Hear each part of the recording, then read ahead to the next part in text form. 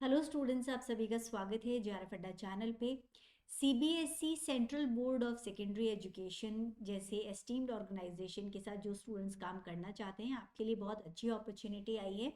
सो आपको ग्रेजुएट होना चाहिए किसी भी पर्टिकुलर सब्जेक्ट में, चाहे वो साइंसेस से हो या नॉन साइंसेस से हो। किसी भी तरीके का एक्सपीरियंस ज़रूरी नहीं है। सो फ्रेशर्स यहाँ पे अप्लाई कर सकते हैं। सो इन पूरी डिटेल्स को देखते हैं पर्टिकुलर नोटिफिकेशन में हम। सो यहाँ पे मैंने सीबीएसई की जो वेबसाइट ओपन की है, देखिए central board of secondary education cbse.gov.in। सो यहाँ पे जब आप रिक्रूटमेंट वाले पर्टिकुलर पोर्शन में जाते हैं तो नोटिस और अनाउंसमेंट्स यहाँ पे दिए हुए हैं। सो वैकेंसी नोटिफिकेशन यहाँ दिया हुआ है और डिटेल्ड एडवर्टाइजमेंट दिया हुआ है। सो डिटेल्ड एडवर्टाइजमेंट पे जब आप क्लिक करेंगे तो ये एडवर्टाइजमेंट ओपन हो जाता है, जो मैंने ऑलरेडी ओपन कर रखा है। सो स्टूडेंट्स यहाँ पे देखिए secondary education, central board of secondary education का ये नोटिफिकेशन 31 दिसंबर 2024 को आ गया था। और दो पोस्ट है, सुपरिटेंडेंट पे लेवल 6 का एक पोस्ट है, ग्रुप बी के अंदर ये आएगा, जिसके अंदर टोटल जो आप लोगों के लिए 30 मैक्सिमम एज लिमिट है। जूनियर असिस्टेंट पे लेवल 2 जो कि ग्रुप सी का जॉब है, इसमें 27 मैक्सिमम एज लिमिट है यहाँ पर। राइट, सो यहाँ पे टोटल जो वैकेंसीज हैं वो एससी के लिए 21, एसटी के लिए 10, ओबीसी नॉन क्रीमी लेयर के लिए 30, ईडब्ल्यूएस के लिए 14, अनरिजर्व्ड 59, टोटल 142 पोस्ट के लिए ये वैकेंसी है। और जूनियर असिस्टेंट के लिए टोटल जो नंबर ऑफ वैकेंसीज है दैट इज 70। सो काफ़ी अच्छी नंबर ऑफ वैकेंसी है, यहाँ पे आप अप्लाई कर सकते हैं। तो देखते हैं यहाँ पे अगर हम देखें नंबर ऑफ पोस्ट एडवर्टाइज, तो यहाँ पे जो पर्टिकुलर अलग अलग कैटेगरीज में है वो डिटेल में दे रखा है। आप थोड़ा सा देख लेते हैं। जो ग्रुप बी की जॉब्स है उनके अंदर आपको बेसिकली 35,400 का बेसिक मिलता है और साथ में एडिशनल कुछ अलाउंसेस मिलते हैं। सो टोटल मिला के आपको 40 to 45,000 रुपीज़ तक टोटल ओवरऑल आपको मिल जाएगा मंथली।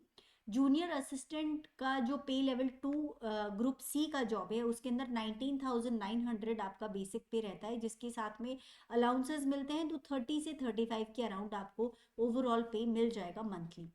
ठीक है, सो अच्छी जॉब है एक स्टार्टिंग के लिए। और यहाँ पर ये सभी रीजनल ऑफिसेज हैं जहाँ पे इनमें से किसी एक में आपको पोस्टिंग दी जाएगी अगर आप सिलेक्ट हो जाते हैं। इसके अलावा जो नेशनैलिटी है आपकी इंडियन होनी चाहिए अगर आप यहाँ पे अप्लाई कर सकते हैं। ऑनलाइन एप्लीकेशन यहाँ पे एक्सेप्ट होंगी, मतलब आपको जो फॉर्म है वो ऑनलाइन फिल करना है। इंपॉर्टेंट डेट्स यहाँ पे दी हुई है जो ऑनलाइन रजिस्ट्रेशन शुरू होने वाला है, दैट इज 2 जनवरी 2025 से शुरू हो चुका है और 31 जनवरी तक एप्लीकेशन फॉर्म्स ओपन होंगे।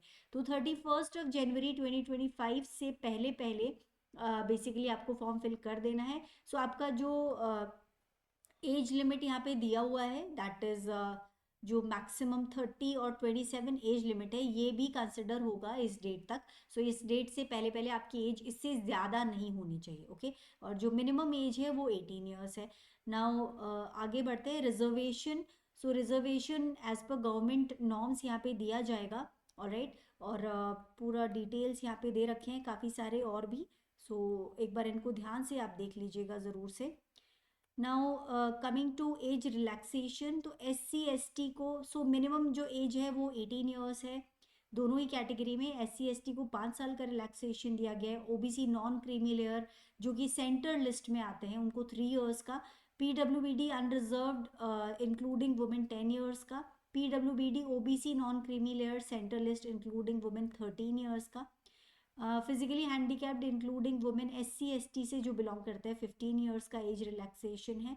इसके अलावा सभी वुमेन को 10 ईयर्स का एज रिलैक्सेशन है। और जो डिपार्टमेंटल कैंडिडेट्स हैं उनके लिए कोई बार नहीं है जो ऑलरेडी इसमें जॉब कर रहे हैं। सो आप लोगों का जो डेट ऑफ बर्थ है क्लास 10th में जो भी डेट ऑफ बर्थ आपका है उसी को यहाँ पे कंसिडर किया जाएगा। और इस डेट से पहले पहले आपका जो मैक्सिमम एज लिमिट है वो 31 जनवरी से आगे नहीं बढ़ना चाहिए, मतलब मैक्सिमम एज लिमिट आपका तब तक होना चाहिए। अब आ जाते हैं रिक्रूटमेंट रूल्स पे, कौन कौन सी पोस्ट है। फर्स्ट है सुपरिटेंडेंट जो कि ग्रुप बी जॉब है और इसके लिए आपको एसेंशियल क्वालिफिकेशन चाहिए bachelor's degree from a recognised university. So किसी भी सब्जेक्ट में आपका बैचलर्स हो सकता है, या कोई पर्टिकुलर सब्जेक्ट नहीं मांगा है।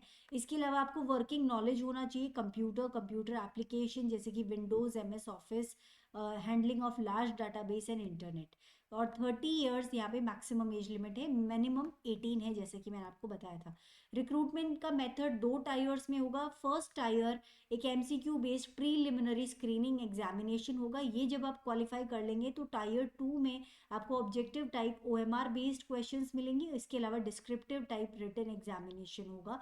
जब आप ये क्वालिफाई कर ले तो एक टाइपिंग स्पीड टेस्ट होगा आपका, जिसमें 35 वर्ड्स पर मिनट इंग्लिश में या 30 वर्ड्स पर मिनट हिंदी में कंप्यूटर पे आपका स्पीड होना चाहिए। सो ये बात हो गई है सुपरिटेंडेंट की। नेक्स्ट है जूनियर असिस्टेंट। जूनियर असिस्टेंट के लिए वो सभी स्टूडेंट्स अप्लाई कर सकते हैं जो कि 12th क्लास से अपने 12th क्लास किया हुआ है और equivalent qualification from a recognised board और यूनिवर्सिटी। सो यहाँ पे आपका टाइपिंग स्पीड भी चेक किया जाएगा। 35 वर्ड्स पर मिनट होना चाहिए इन इंग्लिश और 30 वर्ड्स पर minute in Hindi in computer. So recruitment method जो यहाँ पे एक टायर का है, एमसीक्यू बेस्ड प्रीलिमिनरी एग्जामिनेशन होगा आपका, स्क्रीनिंग एग्जामिनेशन। जब ये आप क्वालिफाई कर लेते हो तो टाइपिंग स्पीड टेस्ट होगा जो कि हिंदी और इंग्लिश दोनों में चेक किया जाएगा। सो अब आ जाते हैं एग्जामिनेशन फ़ी पे। अनरिजर्व्ड ओबीसी और ईडब्ल्यूएस कैटेगरी के लिए 800 रुपीज़ फ़ी एप्लीकेबल होगा। एससी एसटी पीडब्ल्यूडी और एक्स सर्विसमैन या वुमेन कैंडिडेट्स या डिपार्टमेंटल कैंडिडेट्स के लिए कोई फ़ी यहाँ पे एप्लीकेबल नहीं है। नाउ मोड ऑफ पेमेंट और सब दिया हुआ है, ये आप देख लीजिएगा। अब आ जाते हैं हम स्कीम ऑफ एग्जामिनेशन पे। सुपरिटेंडेंट के लिए यहाँ सबसे पहले दिया हुआ है, तो जैसे कि बताया था टायर 1 जो कि ऑब्जेक्टिव टाइप स्क्रीनिंग एग्जामिनेशन होने वाला है। इस टेस्ट के अंदर अलग अलग पार्ट्स यहाँ पे दे रखे हैं। So current affair general awareness के 30 क्वेश्चंस आने वाले हैं। General mental ability, general intelligence, logical reasoning and analytical ability के 30, arithmetic and numerical ability, data interpretation के 30 क्वेश्चंस। नाउ नेक्स्ट आगे बढ़ते हैं, ज्योमेट्री, स्टैटिस्टिक्स। सो ये सब इन सभी के 30 क्वेश्चंस आने वाले हैं। Now the next one is computer proficiency. So total आपके 150 क्वेश्चंस आएंगे इस एग्जाम में और 450 मार्क्स का ये पेपर होने वाला है। ओके अब आ जाते हैं नेक्स्ट वाले में। सो टायर 2, जो टायर 2 होगा, फर्स्ट वाला टायर अगर आप क्वालिफाई कर लेते हैं स्क्रीनिंग तो उसके बाद में टायर 2 एग्जाम आपको देना है, जो कि ऑब्जेक्टिव टाइप ओएमआर बेस्ड भी होगा और डिस्क्रिप्टिव भी होगा। तो इसके अंदर कौन कौन से कंपोनेंट्स आने वाले हैं, करंट अफेयर्स से रिलेटेड क्वेश्चन होंगे आपके। सो ऑब्जेक्टिव टाइप 30 मार्क्स का होगा। 10 क्वेश्चंस यहाँ पे ऑब्जेक्टिव टाइप पूछे जाएंगे। सब्जेक्टिव डिस्क्रिप्टिव जो क्वेश्चन है वो 4 पूछे जाएंगे। सो हर एक ऑब्जेक्टिव क्वेश्चन आपका 3 नंबर का है और जो सब्जेक्टिव डिस्क्रिप्टिव टाइप क्वेश्चन है वो 5 मार्क्स का है इस पर्टिकुलर टॉपिक से। अगला टॉपिक है इंडियन हिस्ट्री एंड कल्चर और नेक्स्ट है इंडियन इकोनॉमी। सो सभी से ऑब्जेक्टिव टाइप जो क्वेश्चन है वो 4 हैं और डिस्क्रिप्टिव भी यहाँ पे 4 हैं। ओके नेक्स्ट है Indian geography, science and technology, concepts, issues issued and dynamics of public administration and management syllabus. इनसे रिलेटेड जो क्वेश्चन है वो 8 क्वेश्चन पूछे जा रहे हैं objective type, 4 question subjective type हैं। और constitution of India, polity and governance के भी 8 क्वेश्चन हैं ऑब्जेक्टिव टाइप और डिस्क्रिप्टिव 4 क्वेश्चन यहाँ पे पूछे जा रहे हैं।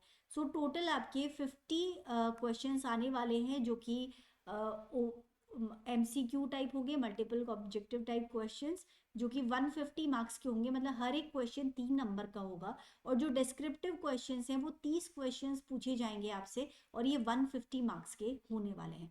सो अलग अलग जो पर्टिकुलर सब्जेक्ट्स हैं उनके जो डिस्क्रिप्टिव आंसर्स हैं उनको अलग अलग मार्क्स दिए गए हैं। जैसे यहाँ इंग्लिश लैंग्वेज एंड कॉम्प्रीहेंशन में 2 क्वेश्चंस आएंगे डिस्क्रिप्टिव जो कि 10 मार्क्स के होंगे, मतलब 5-5 नंबर का हर एक क्वेश्चन होने वाला है। ओके सो 30 क्वेश्चंस हैं जो कि 5-5 मार्क्स के आपके होने वाले हैं। नाउ आ जाते हैं जूनियर असिस्टेंट का जो एग्जामिनेशन पैटर्न है। इसमें एक ही टायर है, टायर 1, जिसमें ऑब्जेक्टिव टाइप MCQ क्वेश्चंस होंगे और कंपोनेंट ऑफ टेस्ट यहाँ पे दे रखे हैं। General knowledge, current affair, general awareness about environment, reasoning and mathematical ability, general Hindi and English, basic knowledge of computer operation, awareness about school education, examination board and administration etcetera. Total 100 questions आएंगे और 300 marks का ये paper होने वाला है। 2 घंटे का time आपको दिया जाएगा। Now choice of medium of question exam papers. So यहाँ पे आपका बाईलिंगुअल पेपर होने वाला है, हिंदी और इंग्लिश दोनों लैंग्वेज के अंदर। नाउ जो आपका लेवल होने वाला है दैट इज सुपरिटेंडेंट का जो टायर 1 होगा वो सीनियर सेकेंडरी लेवल का आपका क्वेश्चन पेपर बनेगा, टायर 2 ग्रेजुएशन लेवल का बनेगा। जूनियर असिस्टेंट में एक ही पेपर होने वाला है that is senior secondary level, तो टायर 1 में सीनियर सेकेंडरी लेवल के क्वेश्चंस यहाँ पे आपसे पूछे जाएंगे। अब आ जाता है criteria for short listing and final selection. So जो कट ऑफ मार्क्स है टायर 1 और टायर 2 स्टूडेंट्स फॉर सुपरिटेंडेंट के लिए जो सिलेक्ट होने वाले हैं, सो अनरिजर्व कैटेगरी कैंडिडेट्स का जो भी कट ऑफ होगा उससे 5% कम कट ऑफ माना जाएगा ओबीसी और ईडब्ल्यूएस कैटेगरी के लिए, और 10% बिलो जो अनरिजर्व कैटेगरी का कट ऑफ आने वाला है उससे 10% बिलो होगा एससी एसटी और पीडब्ल्यूडी का जो कट ऑफ है वो। ठीक है, लेकिन मिनिमम हर एक स्टूडेंट को 30% स्कोर लाना ज़रूरी है कोई से भी पर्टिकुलर टायर में। ठीक है, तभी आप नेक्स्ट जो फेज है उसके लिए पास कर पाएंगे।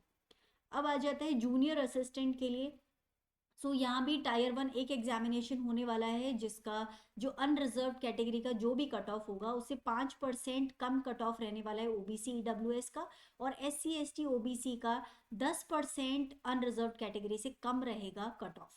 तो ये यहाँ पे दिया हुआ है 30% मिनिमम होना ज़रूरी है किसी भी केस में। सो यहाँ पे पूरा सिनेरियो हर एक दिया हुआ है। नाउ एग्जामिनेशन सेंटर्स यहाँ पे दे रखे हैं, सो इनमें से कोई सा सिटी आप चूज़ कर सकते हैं फॉर राइटिंग योर एग्जामिनेशन, जो कि कंप्यूटर बेस्ड टेस्ट होने वाला है। ओके, नाउ मार्किंग स्कीम यहाँ पे दिया हुआ है पूरा कि जो टायर 1 है उसमें 3 मार्क्स के क्वेश्चन होंगे, करेक्ट आंसर में आपको 3 नंबर दिए जाएंगे, हर एक गलत क्वेश्चन पे आपको 1 मार्क आपका काट लिया जाएगा। उसी तरह ऑब्जेक्टिव टाइप जो टायर 2 में है 3 मार्क्स का एक क्वेश्चन होगा और 1 नंबर काट लिया जाएगा। यहाँ पे काफ़ी सारे इंपॉर्टेंट इंस्ट्रक्शंस हैं, इनको एक बार आप देख लीजिएगा ध्यान से जब आप फॉर्म फिल कर रहे हो। ठीक है, और काफ़ी सारी डिटेल्स यहाँ पे दे रखी हैं। qualification acquired by the candidate should strictly in accordance with the prescribed qualifications। और आपके पास में जो पर्टिकुलर जो भी क्वालिफिकेशन यहाँ पे मांगी गई है वो आपकी 31 जनवरी तक कंप्लीट होनी चाहिए, उसका रिजल्ट डिक्लेयर्ड होना चाहिए या आपके पास में सर्टिफिकेट होना चाहिए जो भी एसेंशियल क्वालिफिकेशन के लिए रिक्वायर्ड है, अदरवाइज आपका जो फॉर्म है उसको डिस्क्वालीफाई कर दिया जाएगा। नाउ और भी बहुत सारी यहाँ पे डिटेल्स दी हुई हैं स्टूडेंट्स, एक बार आप कंप्लीट नोटिफिकेशन को पढ़ लीजिएगा जिसमें आपको पूरा समझ में आ जाएगा परफॉर्मा आपका जो है किस तरह आपको बनाना है। Specially OBC non creamy layer students के लिए दिया हुआ है कि आपको जो सेंट्रल गवर्नमेंट सेंट्रल का जो सर्टिफिकेट बनता है ओबीसी नॉन क्रीमी लेयर का कास्ट सर्टिफिकेट, सिर्फ वही कंसिडर किया जाएगा। तो सेंट्रल गवर्नमेंट वाला जो ओबीसी नॉन क्रीमी लेयर का सर्टिफिकेट है वो आपको बनवाना है। बाकियों का परफॉर्मा यहाँ पे दे रखा है, जो जो भी फॉर्म्स की आपको यहाँ पे ज़रूरत होगी इनको एक बार आप देख लीजिएगा, पूरे फॉर्म को अच्छी तरह से देख करके फिल कीजिएगा। सो स्टूडेंट्स ये बात हो गई सीबीएसई के पर्टिकुलर जॉब नोटिफिकेशन की। सो अगर आप प्रिपेयर कर रहे हैं कोई भी एग्जामिनेशन के लिए तो ये एग्ज़ाम के लिए भी आप ज़रूर ट्राई कर सकते हैं, क्योंकि कोई पर्टिकुलर सब्जेक्ट यहाँ पे रिक्वायर्ड नहीं है और काफ़ी अच्छी जॉब है आप लोगों के फ्यूचर के लिए। सो ज़रूर यहाँ पे ट्राई कीजिएगा।